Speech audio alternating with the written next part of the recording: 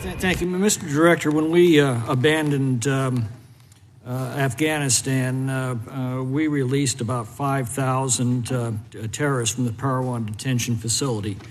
One of those terrorists showed up at Abbey Gate 10 days later and killed 13 U.S. Marines. Where are the other 5,000?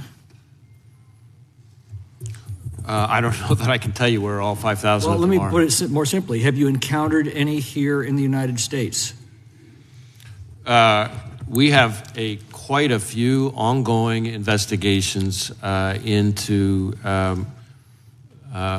foreign terrorist-related subjects, whether they're al-Qaeda-related or ISIS-related, that we're conducting as you and I are having this conversation, and certainly... So have you encountered any from Parowan here in the United States? Specifically, I'm not sure I can say that. Let me follow up and make sure if there's anything more I can provide you on that. Well, meanwhile, we've had about 1.5 million known gotaways cross the border as this crisis has unfolded. Any estimate of how many of those 5,000 among the 1.5 million known gotaways may be terrorists? I know that we have seen an uptick, which is obviously concerning to me, and I can tell from your question, concerning to you, in KSTs, as we call them, known or suspected terrorists coming across the southwest border. And our folks are working very hard to try to do our part to try to keep tabs on those individuals. Speaking of upticks, have we seen an uptick in criminal cartel or cartel-related gang activity in the United States over the last several years?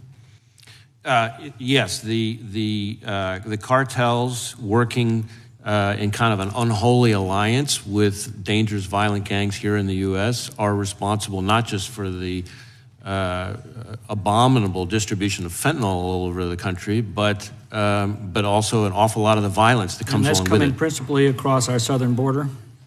That's a huge driver of it, certainly. Huge driver. It's reported we've lost contact with the guardians of more than 85,000 unaccompanied minors who've been brought here by the cartels through the southern border. How many of these children are still unaccounted for? That I'm not sure. We have the answer to that. That may be a question for DHS. What's the Woods procedure? The Woods procedure is a procedure has nothing to do with 702. It has to do with traditional FISA, Title I FISA as we call it, and involves having files that have all the underlying documents to support each of the factual assertions in the application. Is that important to the integrity of FISA applications? Yes, sir. In February 2020, you assured the committee that you took these FISA abuses seriously, that you were working to address them. A year and a half later, the Office of the Inspector General reported that you weren't. They reported systemic noncompliance and essentially that some FBI field personnel took the Woods procedure as a joke.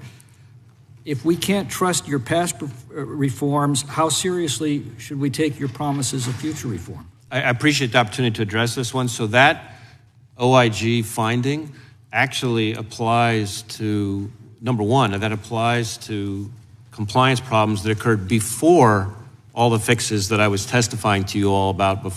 Even though the report came out later, it was covering a time period that predated all of the fixes and reforms we put in place. Your general counsel assured Mr. Durham that the abuses would not have happened because of the new procedures for supervisorial review, yet some of the worst abuses in Crossfire Hurricane were committed by supervisory agents. So why should we have any great confidence that's not going to happen again?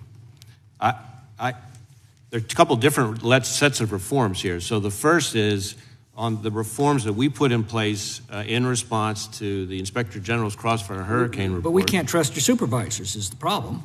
The problem seems to be that this power exists at all, and human beings, being what they are, will tend to abuse them. Could you describe the term parallel construction as it relates to evidence produced in FISA searches? Parallel construction? I'm not sure I've used that. Doesn't that refer to the FBI using forbidden information from a 702 search to alert local law enforcement to search for and then produce the same material without revealing that it came from an improper search? I'm just not sure about the use of the term. Well, has the FBI ever employed that particular tactic in prosecuting American citizens? Not to my knowledge. But again, I can look into that and get back to you. What percentage of FISA warrant applications are rejected by the FISA court? I don't know that we have that number. There's usually a back and forth with the court. It's not unusual for the court to... it's a fraction of percentage, isn't it? A fraction of a percentage? Yeah. I don't know if that's right, but it's definitely a small number. And I think that's partly because our folks learn over time what the court expects. An awful lot like a rubber stamp. I see my time's expired.